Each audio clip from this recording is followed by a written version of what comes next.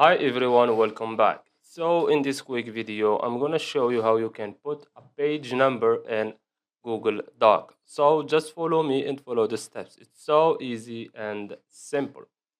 So first of all, go and open your Google Doc. Then you need to go to the top of the page. For me, it will be here. Click on it. Then go to Insert. Click on it. Then scroll down until you see page number. Then choose this one or this one. If you want the numbers to be on the bottom or on the top.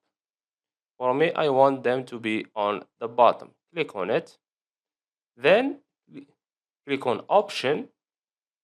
And as you can see, page number, make sure it starts at 1. Click Apply and just click on any place. As you can see, this is number 1, number 2, number 3, number 4, and number 5. So I hope you found this video helpful. Don't forget to give us a like and subscribe. Thanks for watching and see you in the next one.